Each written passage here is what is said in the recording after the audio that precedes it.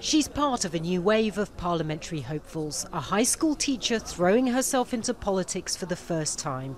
SYLVIE CHARRIERE is campaigning as an MP for President Emmanuel Macron's movement, inspired by his drive to give people from civil society a bigger say. SYLVIE is running for a seat in a poor suburb of Paris. It's the sort of background that she hopes will appeal to voters who are fed up with career politicians. It's a real advantage because I understand people's everyday concerns and I'm not out of touch like many MPs today. I know the price of bread. Half of the parliamentary candidates running for Macron's movement have no previous political experience, and his government is a mix of people from civil society and across the political spectrum. Polls suggest most French people think it's a good move, and Macron will be hoping that will translate into votes. He needs a parliamentary majority to push through his planned reforms.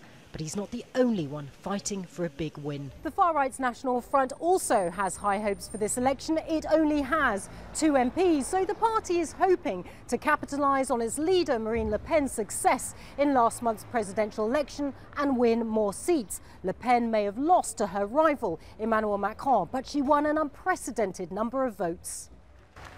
After losing the presidency, some wondered if Le Pen would withdraw from politics, but she's back in the ring. Running for a seat in northern France, she wants the National Front to become the country's main opposition. Oui, nous sommes la première.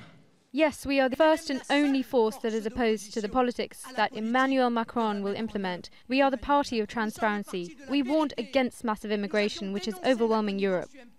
After their candidates were knocked out of the presidential race, the Conservatives and Socialists who've dominated French politics for decades are going into these elections weakened. Macron, as an outsider, has completely blasted the scene, and he has created turmoil in every single political party. And the most spectacular is obviously the Socialists. This party has almost disappeared from the political scene in France. And the same applies to the traditional right. Only 6 months ago, everybody thought that the election was theirs.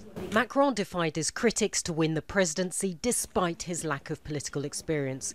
If voters back him again and give him a parliamentary majority, he'll have won yet another gamble to tip the balance of power in France in his favour. Natacha Butler, Al Jazeera, Paris.